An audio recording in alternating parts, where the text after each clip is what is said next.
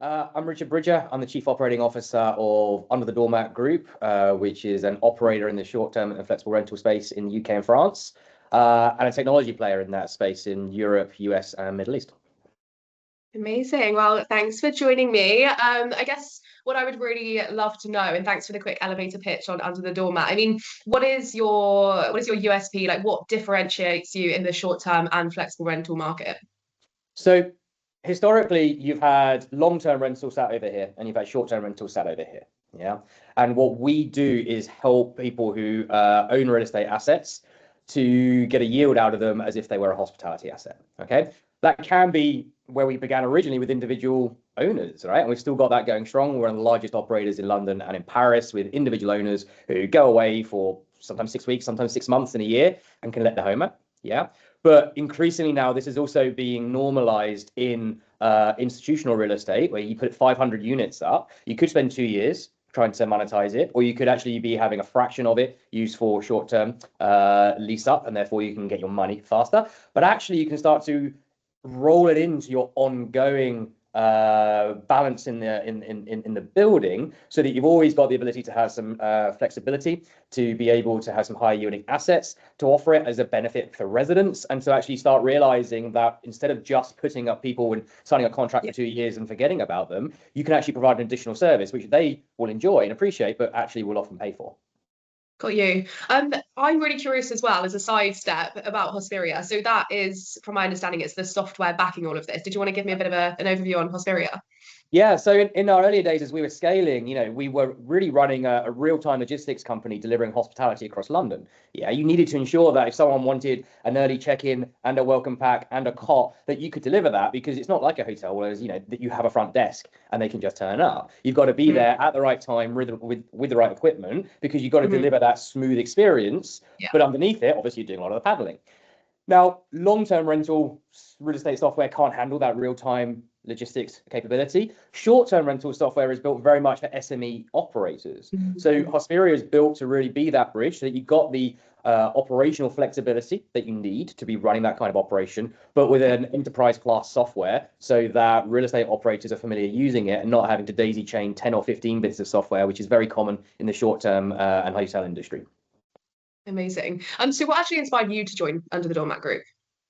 Well, so I got to know Merrily. She was the founder. She founded in 2014 before we knew each other. And I was helping out during the seed round for her, did a lot of the marketing and communications for it. I was just on the side, effectively, of my day job, which was in a very kind of settled but slightly dull kind of like corporate position. I'd worked in young companies before and helped grow them. And I'm like, you know what? I'm far more passionate about doing this thing than I am actually about the day job that I had. So I joined when we were less than 10 employees, and now we've probably got about 50 across London and Paris, plus we've got a development team which is across Europe, and also a 24/7 support team out in the Philippines. So we've got about 100 people who are connected to us.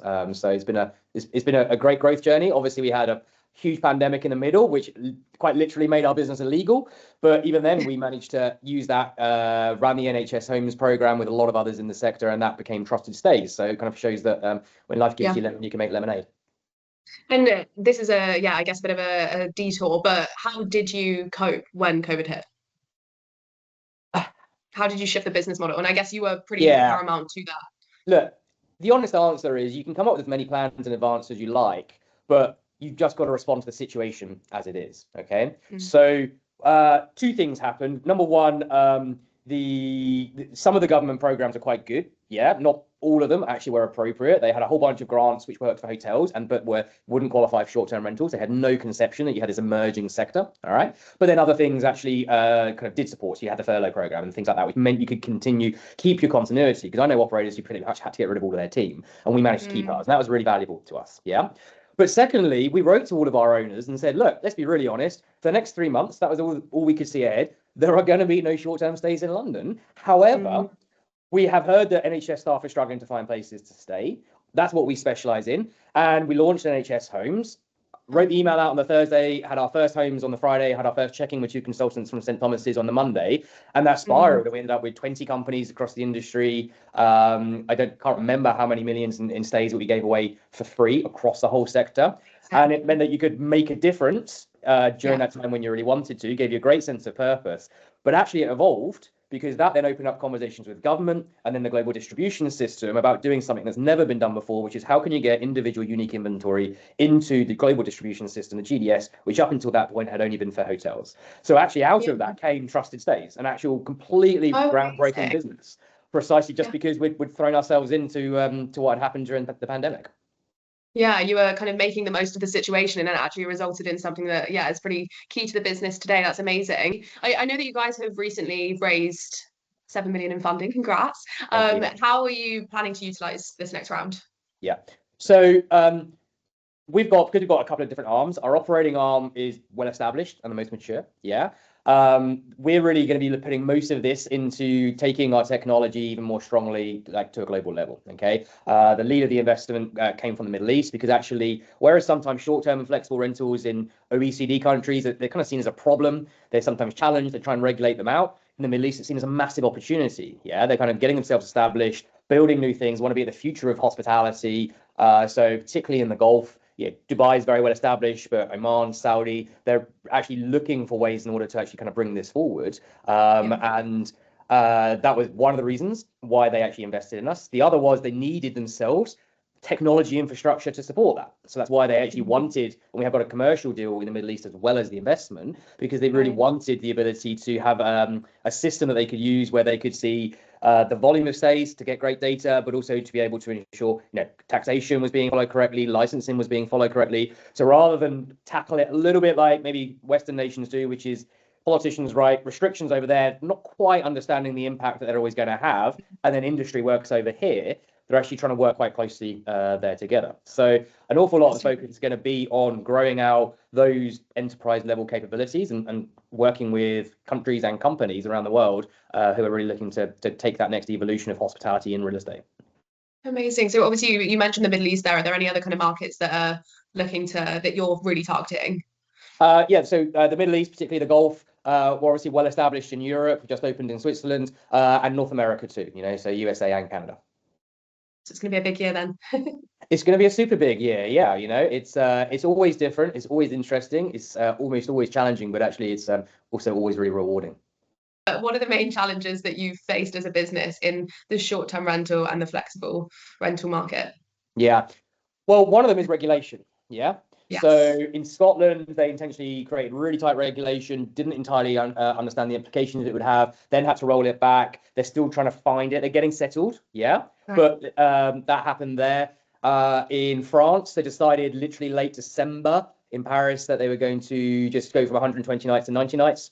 Boom. Let's just instantly change a business model there. And you've got to understand, it doesn't always make sense. If someone is like, it's their home, but they travel lots, they're never going to be letting it out to somebody else. All you're doing is saying, we just don't want you to be able to have any short-term stays. Yeah. So it's slightly seen as the enemy. In Wales, they've got a different approach as well. There's a lot of regulatory kind of like test and see that's happening there. And actually at one level, it helps experimentation, but at another level, they sometimes decide to test, like just issue something. And then everyone has to scramble in response. And that's not an optimal way of doing business. Okay.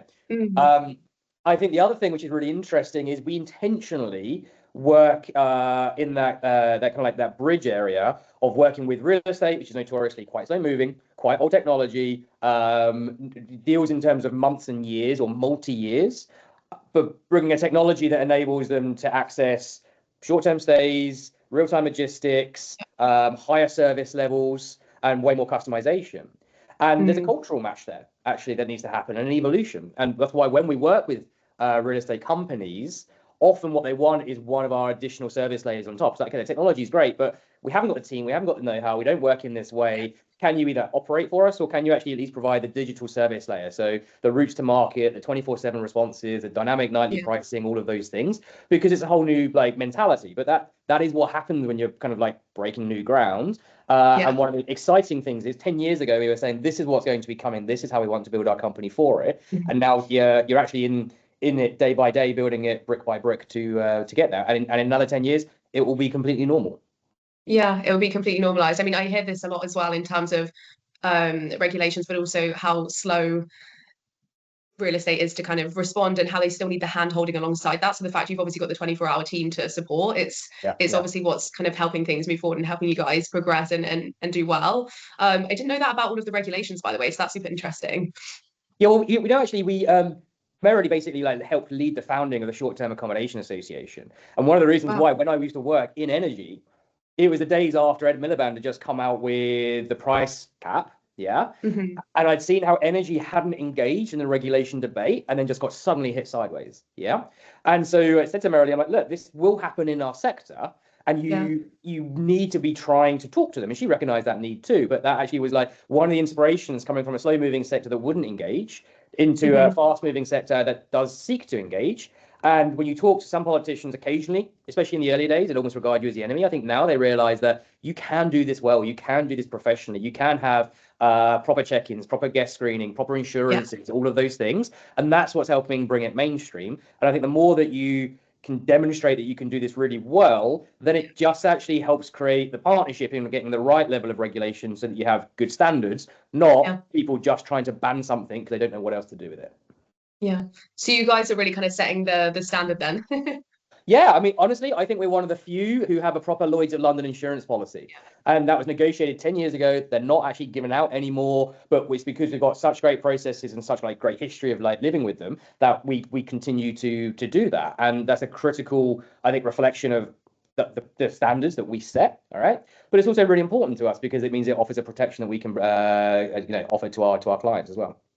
Yeah, for sure. And I guess let's talk about how AI comes into the product offering and the service under the Doormat Group. I mean, are you guys, I mean, it's hard not to, but are you guys utilizing it? How does AI come in? Number one, absolutely utilizing it. Number two, the market is changing so fast that you need to be abreast of it, but you can't be hopping on every single iteration and every single change because every other software company is also adapting and changing itself too. Okay, so the whole world will absolutely change, and it will just become the new normal in the way that, once upon a time having a mobile phone was kind of like abnormal, and then it just became entirely central now.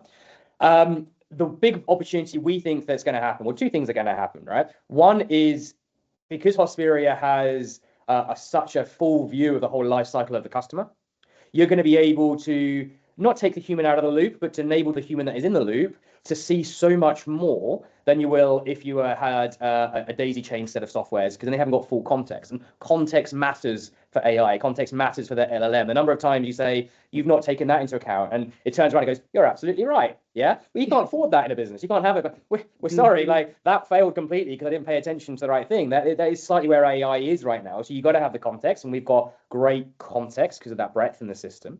But also, as with every technology, what's going to happen is this technology that makes it easier to do things that otherwise humans will do is going to put a higher premium on humans. So if you're working in the premium and luxury end, they don't want to talk to a chatbot. They will very specifically not want to be having an auto answering going through it themselves because they will want a human. All right. And so how can you enable that hospitality with a human touch? It is like we kind of did with Hospira, building like the operational logistics system under the hood and making that more powerful. But you've got to still have that human touch because it is hospitality. It is about experience. And ultimately, the best experiences are people with people. And they're going to want still that people touch point. Interesting. So you don't ever feel like you're going to take that human part out of the offering? No, AI will enable humans. It might take them out of very specific roles, in the way that Microsoft Excel once took out very specific roles in bookkeeping.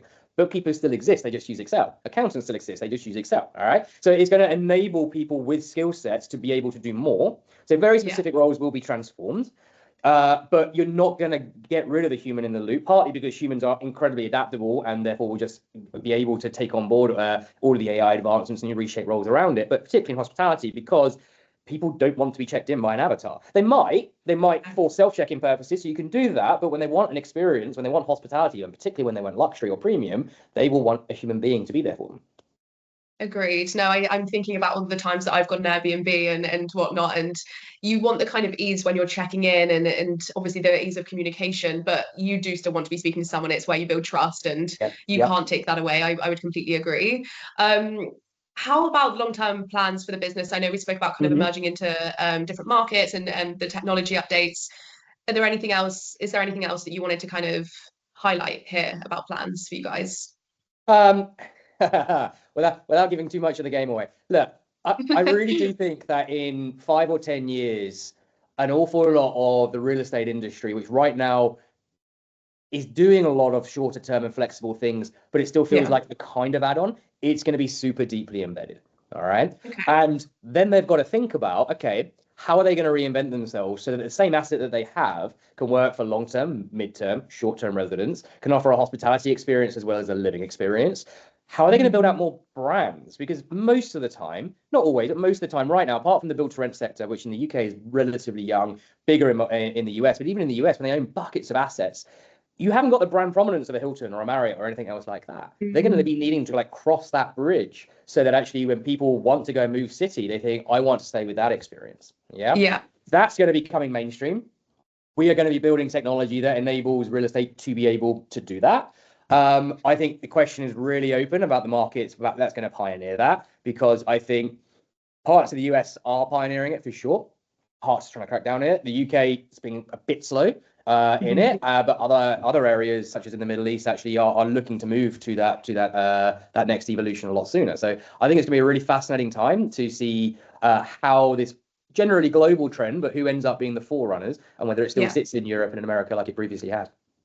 What advice would you give to someone looking to enter the short-term rental, flexible rental space? Look, I think getting started in this space is kind of easy. Literally everyone can do their own Airbnb. Yeah. And then you can kind of get it quite quickly to 30, 40 units, getting to 100, 150, let alone anything beyond. That's the biggest learning curve, because you got to really structure things for scalability at that point. So you want to just be comfortable with the fact that you will have to reinvent yourself as you grow. We, of course, did the merger with Vive because, as is natural, as the markets grow and mature, you get consolidation, you get a little bit more stabilization. I think there's buckets of really interesting software development that's going on in the space. So there's a lot of opportunity that is there. But you will probably want to start with get going, start building, and then you'll find your niche, and then you'll find how to iterate, because the game changes, the outside world changes, and your business and its needs will change too.